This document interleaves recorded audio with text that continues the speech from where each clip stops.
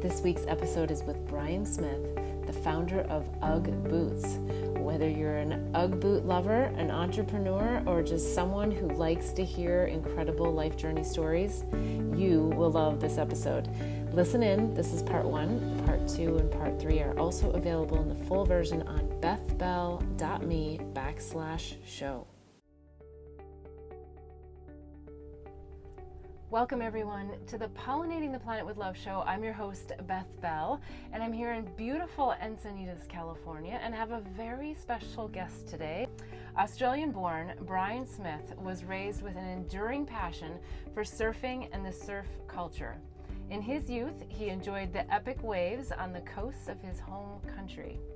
He was educated at the Institute of Chartered Accountants Australia, where he received his first of many business credentials.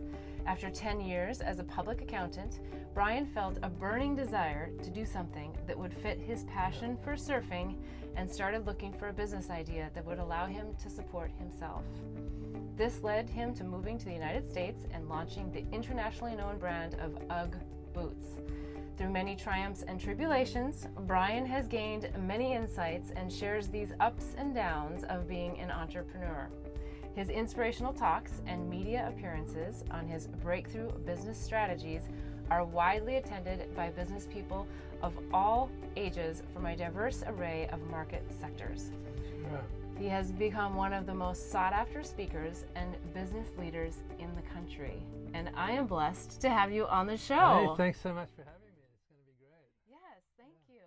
You know, I saw you speak in January, right, and I was incredibly moved by your personal story. Okay, cool. But also the incredible pearls of wisdom that you shared. That's what I like to hear. That's why I do it. Yes, like so much so that I was there taking photographs of your slides. Like, right. I love this, I love this, right. I love this.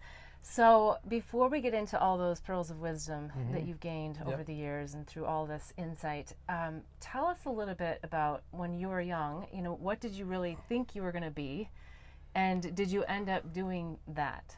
I never thought about being an entrepreneur per se, because that wasn't really popular back then. But I succumbed to my parents' wish for security and got a job as an accountant, but I never suited that, from a character standpoint. And I, joined an accounting office and started studying at night, which I thought would be quick, but it took 10 years. Wow. And after 10 years, I finally graduated and quit the same day. Oh wow! Yeah, I knew I did not want to be an accountant in a career desk job. So first pearl of wisdom is don't do what you think your parents want you to do. Now it's so much easier. The vocational guidance is so much better.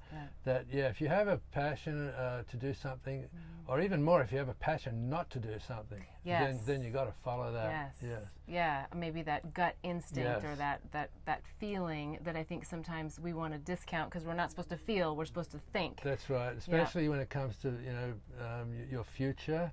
Everybody seems to have planned it out for you, but really happiness is the most important thing I've found after all these years of businesses and things.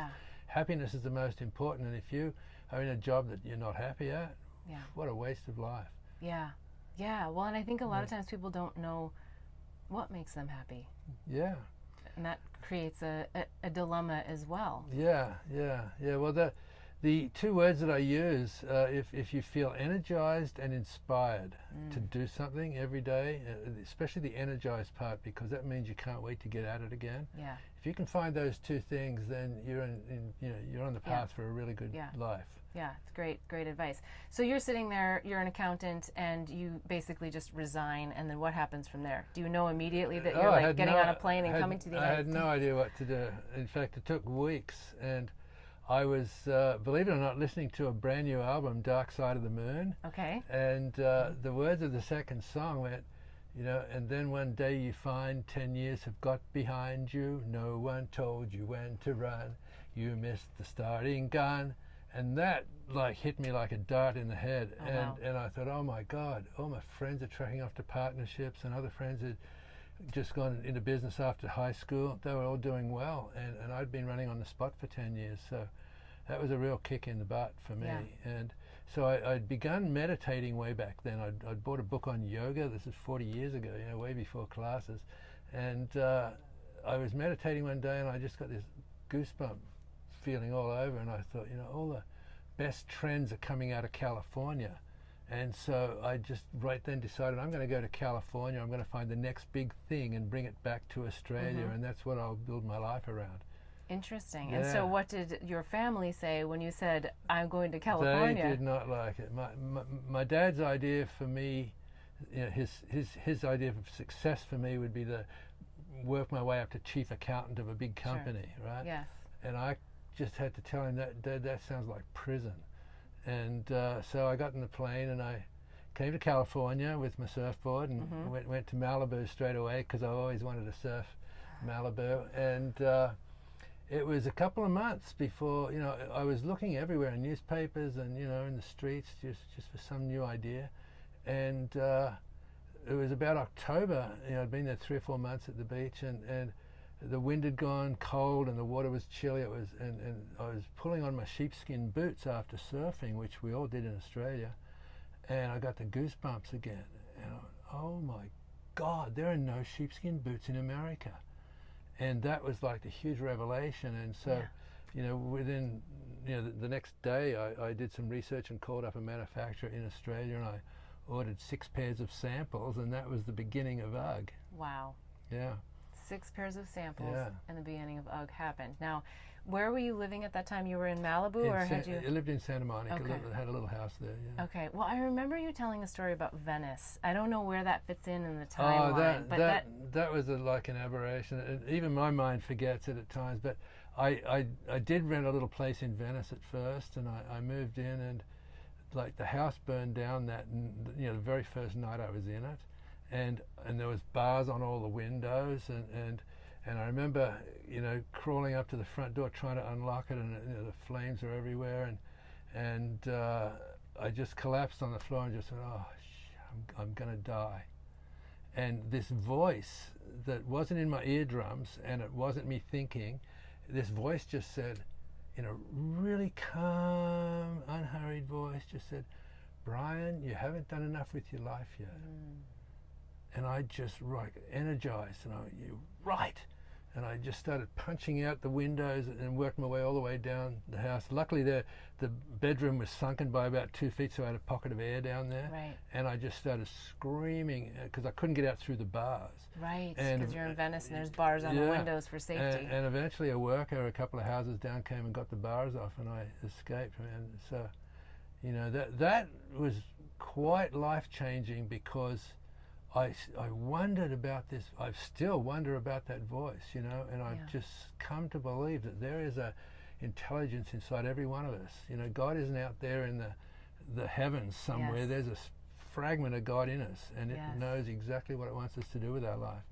And every time we do something that's in alignment with that goal, that's when the goosebumps come. I was just going to say, it sounds like you listen through goosebumps. It's amazing. I still do, and when I'm on stage, I challenge people, next time you get the goosebumps, you just stop and think, what did I just think? What did I just decide? Yeah. Because it's pretty much going to be life-changing usually.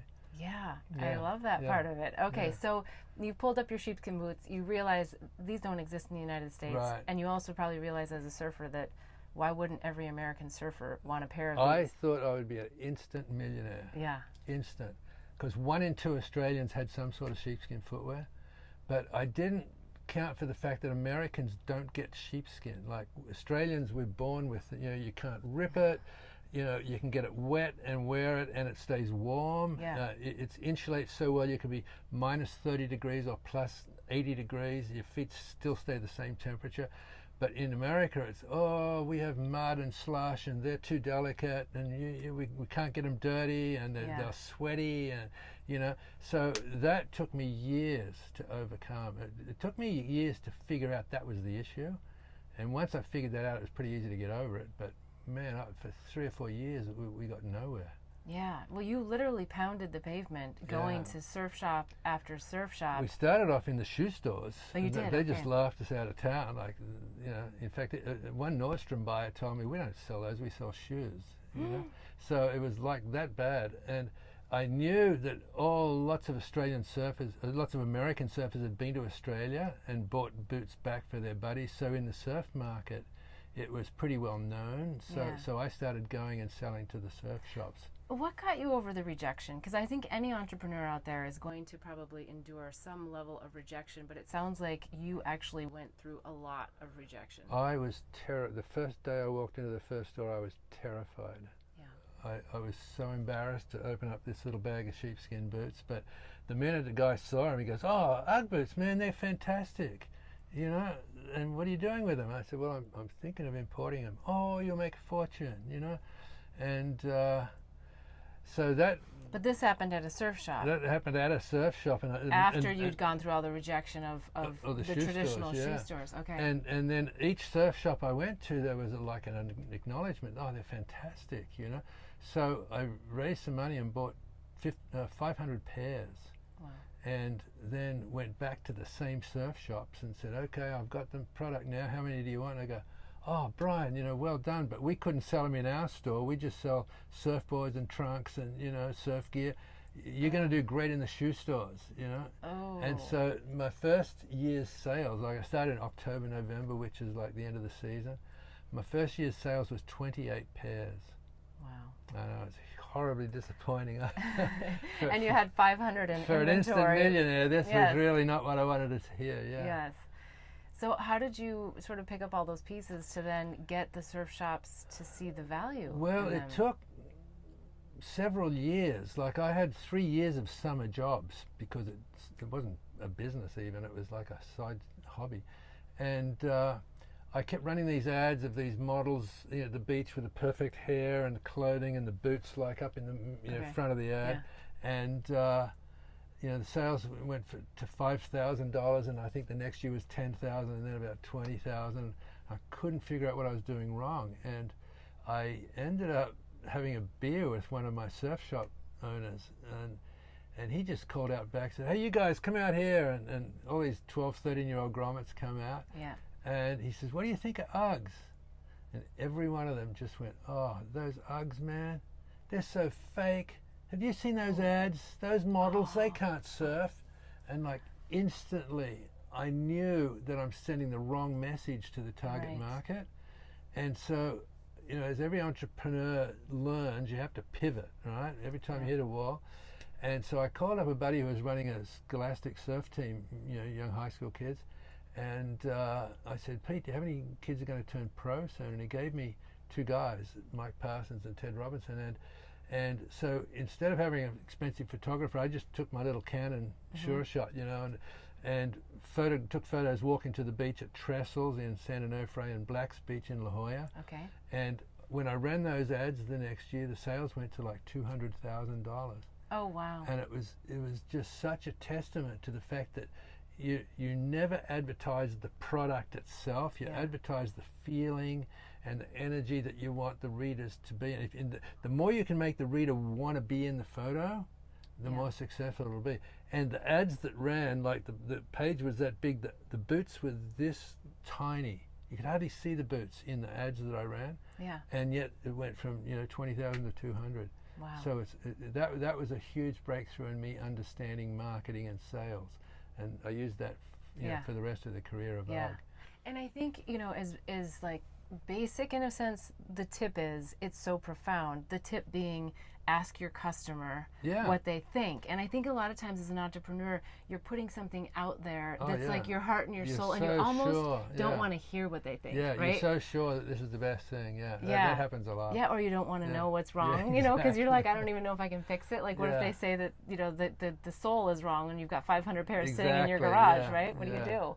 All right, so from 200,000 then, stuff starts to change, energy starts to flow, I would imagine. Yeah, it started to be where the stores were coming to me now to request product rather than me having to go out there. And you know, I hired a little sales team to manage all the orders in-house.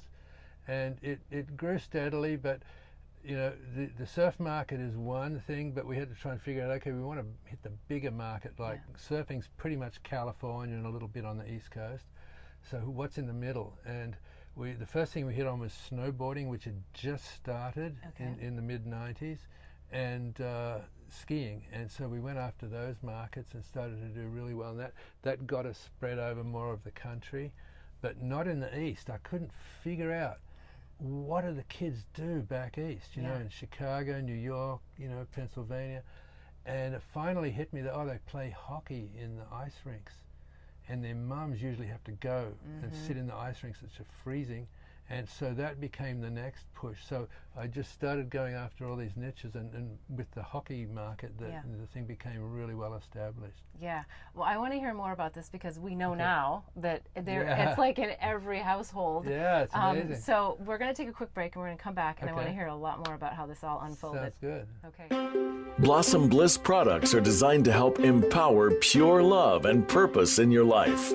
It's through the power of words, flowers, and symbols that our products assist you in creating a blissful life. The power of words in our mini mantra word bar necklaces assist you in setting and blossoming your personal intentions. The affirmation cards leverage the power of flowers by providing daily inspiration. And the power of symbols in our life journey bracelets are great reminders of the things that bring us peace, joy, and love.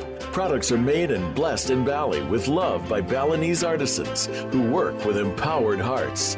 When you purchase jewelry with a bee charm, we donate to save the bees. Join us in pollinating the planet with love. Go to our website, blossomblissbali.com. Again, that's blossomblissbali.com.